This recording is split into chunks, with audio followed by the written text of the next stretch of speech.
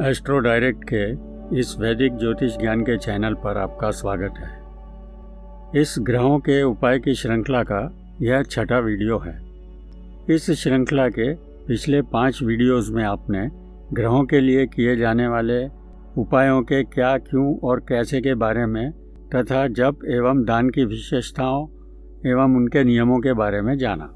विगत के इन सारे वीडियोस के लिंक आपको ऊपर आई कार्ड में एवं नीचे डिस्क्रिप्शन में मिल जाएंगे। इस वीडियो में हम रत्न धारण करने के बारे में आपकी सभी जिज्ञासाओं के उत्तर देने का प्रयास करेंगे। रत्न धारण करने के किन सिद्धांतों के अनुसार आपको रत्न धारण करना चाहिए, इस पर चर्चा करेंगे। रत्न क्यों धारण करना चाहिए? रत्न धारण करने से आपके वह ग्रह बलवान होते हैं जिसका विशेष रत्न आप धारण करते हैं। रत्न क्या है एवं यह किस प्रकार से आपको प्रभावित करते हैं? जैसा कि सभी जानते हैं, प्रत्येक ग्रह का एक विशिष्ट रंग होता है। इसी प्रकार उस ग्रह के निर्धारित रत्न का भी वही रंग एवं एक विशिष्ट घनत्व अर्थात डेंसिटी होती है। अपनी इसी विशेषता के कारण वह रत्न सूर्य देव की किरणों से वही विशिष्ट रंग अवशोषित कर सोख कर घनीभूत अर्थात कंडेंसेट अवस्था में आपके शरीर में पहुंचाते हैं, जिससे आपके जीवन पर सकारात्मक अर्थात पॉजिटिव प्रभाव पड़ते हैं।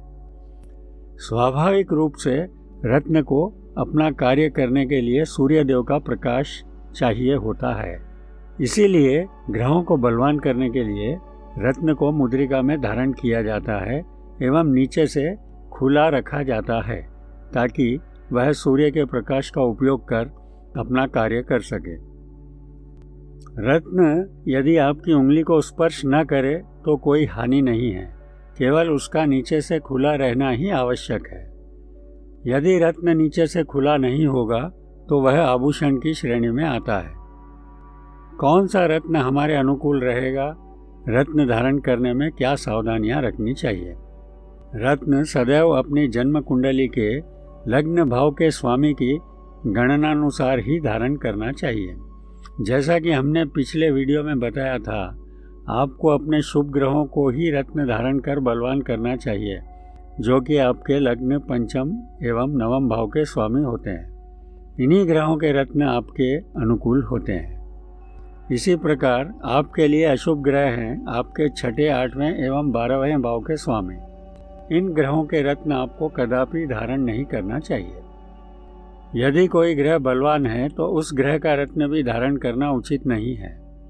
साथ ही इस बात का भी विशेष ध्यान रखें कि आपको अपनी राशि का रत्न भी नहीं धारण करना चाहिए, क्योंकि उस राशि के स्वामी ग्रह आपके लिए अशुभ भी हो सकते हैं तथा हानि पहुंचा सकते हैं। अतः सदैव आपको अपनी जन्म कुंडली के लग्न भाव की गणनानुसार ही शुभ ग्रहों के रत्न धारण करना चाहिए। किसी भी स्थिति में परस्पर शत्रु ग्रहों के रत्न एक साथ धारण नहीं करने चाहिए, जैसे शनि एवं मंगल, गुरु एवं शुक्र आदि। इस स्थिति में आपको लाभ के स्थान पर हानि ही होती है। इसके निदान के लिए आपको अपने लाभकारी ग्रह का निर्धारण कर दूसरे रत्न का तुरंत त्याग कर देना चाहिए। आपको अपनी वर्तमान महादशा के स्वामी के मित्र ग्रह का ही रत्न धारण करना चाहिए।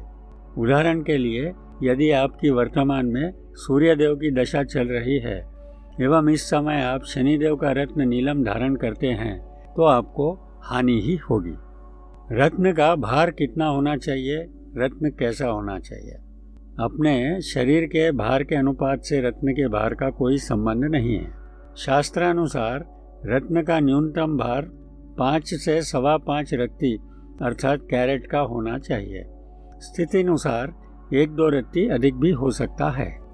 जो बात महत्व रखती है वह यह है कि रत्न को उत्तम कोटि का एवं दोष मुक्त होना चाहिए, अर्थात उसमें किसी प्रकार का धब्बा, छिद्र अथवा तड़क नहीं होनी चाहिए।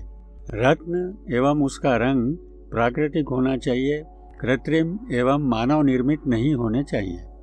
इसको सुनिश्चित करने का एक ही उपाय है कि आप उस रत्न को किसी शासकीय मान्यता प्राप्त प्रयोगशाला अर्थात गवर्नमेंट रिकॉग्नाइज्ड लैब के द्वारा, जो कि हर बड़े नगर में होती है, जांचवा लें।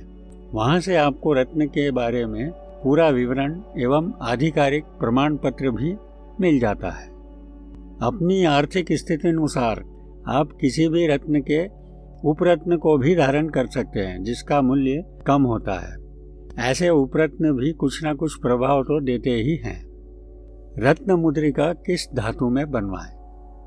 रत्नों के उत्तम परिणामों की प्राप्ति हेतु प्रत्येक रत्न को एक विशेष धातु की मुद्रिका में धारण करना चाहिए।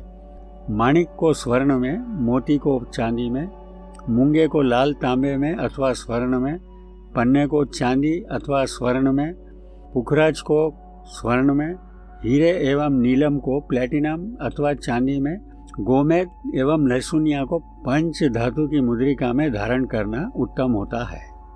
रत्न धारण की विधि क्या है? आपने जिस ग्रह का रत्न लिया है उसी ग्रह के वार को रत्न मुद्रिका को धारण करना चाहिए। धारण करने हेतु आप किसी योग्य ज्योतिष से मुहूर्त निकलवा सकते हैं। विकल्प के लिए आप शुक्ल पक्ष में उस ग्रह के वार के दिन सूर्योदय से 1 घंटे के भीतर ही रत्न मुद्रिका धारण कर सकते हैं। रत्न जड़ित मुद्रिका अपने घर लाने के पश्चात उसे किसी स्वच्छ पात्र में 12 घंटे तक गंगा जल में भिगोकर रख दें। तत्पश्चात उसे प्रातः अपने घर के देवालय में रख दें।